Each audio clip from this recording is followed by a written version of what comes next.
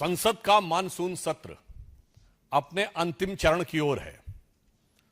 सत्र के उपरांत भारत अपनी स्वतंत्रता के 80वें वर्ष में प्रवेश करने जा रहा है, परंतु उसी के साथ साथ जो कुछ सदन में इस सत्र में घटित हो रहा है वो निश्चित रूप से लोकतंत्र के लिए एक गंभीर चुनौती के रूप में सामने आ रहा है।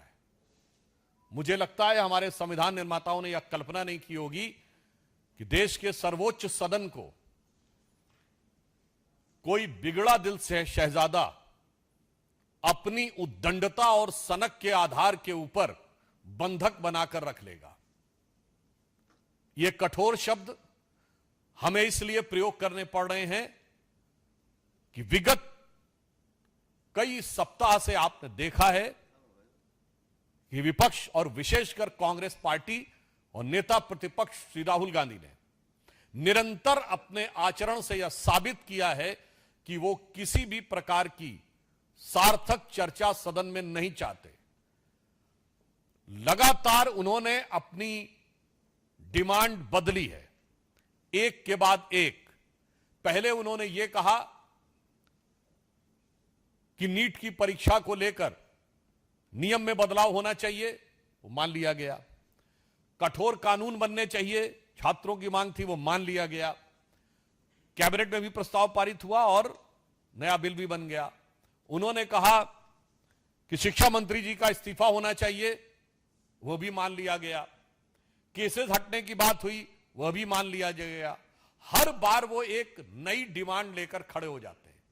फिर उन्होंने कहा कि गृह मंत्री अमित शाह जी आकर सदन में बयान दें। अब जब सरकार सदन में बयान देने को तैयार है, गृह मंत्री जी सदन में बयान देने को तैयार हैं, उसके बाद सदन क्यों नहीं चलने दिया जा रहा है? हम कांग्रेस पार्टी से यह साफ पूछना चाहते हैं कि हर कदम के ऊपर आप अपनी एक नई डिमांड खड़ी कर रहे हैं और जब वो चीज पूरी कर ली जाती है उसके बाद भी आप सदन को नहीं चलने दे रहे हैं। और इससे पूर्व भी सदन में ऐसे अनेक अवसर रहे हैं कि जब अंतिम जवाब दिया जाता है किसी भी विधेयक पर तो कांग्रेस पार्टी भाग खड़ी होती है। अभी आपने देखा कि अनफेयर मींस एग्जामिनेशन में प्रयोग होने वाले इस विधेयक पे भी अंत में वो भाग खड़े हुए राज्यसभा में। वहां से लेके कितने ही ऐसे बिल थे जिनके के ऊपर मतलब वहां से शुरू करिए, जब अविश्वास प्रस्ताव आया था पिछले में, प्रधानमंत्री जी का जवाब नहीं सुना, भाग खड़े हुए। मणिपुर के ऊपर प्रधानमंत्री जी का जवाब नहीं सुना, भाग खड़े हुए। तो आज हम कांग्रेस पार्टी और राहुल गांधी जी से कहना चाहते हैं, गृह मंत्री जी सदन में आकर हर विषय का बिंदुवार उत्तर देने को तैयार हैं, आप भागिए मत। बहुत स्पष्ट रूप से हम यह कहना चाहते हैं, आप सदन से भागिए मत। और इस समय विशेषकर जिस प्रकार का आचरण राहुल गांधी दिखा रहे हैं, उनके लिए मैं एक पंक्ति कहना चाहूंगा कि होंगे राजे राजकुंवर ये बिगड़े दिल शहजादे, और एचएम पीएम जब जब बोले तब ये सदन से भागे। अब मैं कहना चाहता हूं, कई बार आपका इतिहास है भागने का, हम आपको चुनौती देते हैं, आप डरिए मत, भागिए मत और सुनिए। सदन में आपको सुनना चाहिए और रांची में जाना चाहिए, मगर रांची जा नहीं रहे, सदन में सुन नहीं रहे। रांची में छात्रों के साथ अनुशासित मर्यादित आंदोलन करने वाले छात्रों के साथ जो पूर्णतः गैर राजनीतिक आधार पर अपनी सामान्य समुचित मांगों के लिए संघर्ष कर रहे हैं, उनके साथ जो व्यवहार हो रहा है उसके ऊपर जहां भारतीय जनता पार्टी ने झारखंड बंद का आज आह्वान किया है, वहीं राहुल गांधी जी के कान पूरी तरीके से बंद है। रांची के छात्रों की गूंज उन्हें सुनाई नहीं दे रही क्योंकि उनके कान में लेफ्ट साइड के जो ईयरफोन है वो दोनों तरफ लगे हुए हैं और उसकी ट्यूनिंग जो एब्रॉड से होती है इतनी लाउड ट्यूनिंग हो रही है कि रांची के छात्रों की गूंज उन्हें सुनाई नहीं पड़ती है। और इसलिए यह भी साफ हो जाता है कि सिर्फ राजनीतिक आधार पर ही छात्र हितों से उनका कोई लेना देना नहीं है, केवल शुद्ध राजनीति करनी है और संसद के सदन को अपनी सनक और उद्दंडता का बंधक बनाकर रखना है।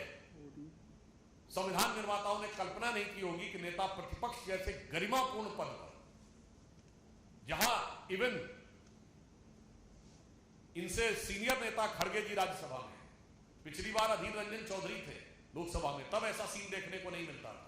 उससे पूर्व याद करिए स्वर्गीय सुषमा स्वराज जी, अरुण जेटली जी, इवन अटल जी की सरकार के समय में सोनिया जी और डॉक्टर मनमोहन सिंह, उस समय क्या कभी ऐसा दृश्य देखने को मिलता था?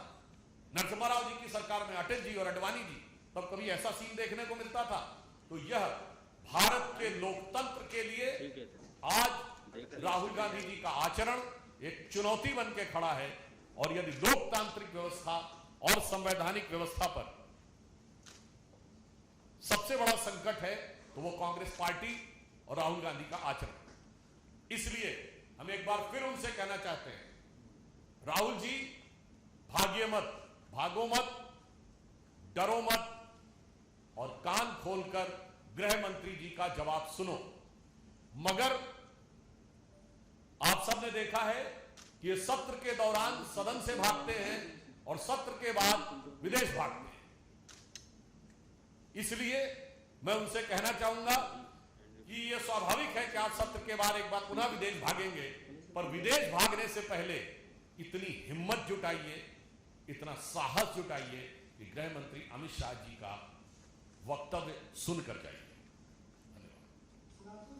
एक सेकंड, अब हम लोग क्वेश्चंस लेंगे, बताइए, बोलिए।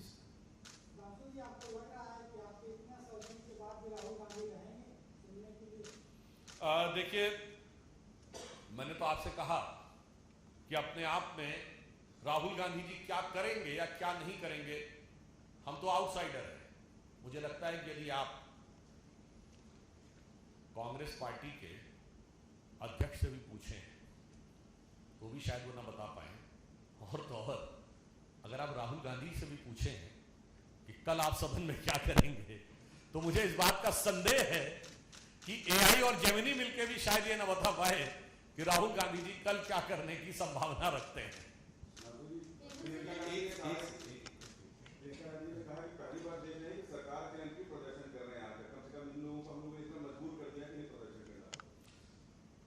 हम प्रदर्शन इस बात का नहीं कर रहे हैं, तो प्रदर्शन कर रहे हैं कि आप आके सुनिए। और मैं पूछना चाहता हूं, झारखंड में तो आपकी सरकार है, हम पहली बार ये देख रहे हैं कि जो सत्ता में बैठा हुआ है वो कह रहा हूं प्रदर्शनकारी छात्रों के साथ है। अरे साथ में है तो फोन उठाइए और तुरंत कार्रवाई करिए। और छात्रों की वहां डिमांड क्या है, ये मामला अलग है, वहां पेपर लीक नहीं है, वहां नौकरियों में सेटिंग करके सरकार के द्वारा नौकरियां भ्रष्टाचार के द्वारा बांटने का आरोप है। और वो क्या कह रहे हैं, सिर्फ जांच। झारखंड के साथ छात्र किसी का इस्तीफा नहीं मांग रहे, वो सिर्फ कह रहे हैं सीबीआई जांच, और वो जांच नहीं होने दे रहा है जो वो समझिए वो डरा हुआ है। तो आप समझिए इसका मतलब कांग्रेस पार्टी जो कि गठबंधन की बड़ी पार्टी है, राहुल गांधी तो बड़े भाई हैं, तो हिम्मत है तो फोन करें और कहें डरो मत, सीबीआई को जांच भेज दो। मगर इस कदर डरे हुए हैं कि जो मैंने कल बोला था कि जंतर मंतर को लेकर और कोटा से लेकर प्रयागराज तक जो दहाड़ते और चिढ़ाड़ते हुए फिरते थे, रांची में उनके गले में घिघी बन जाती।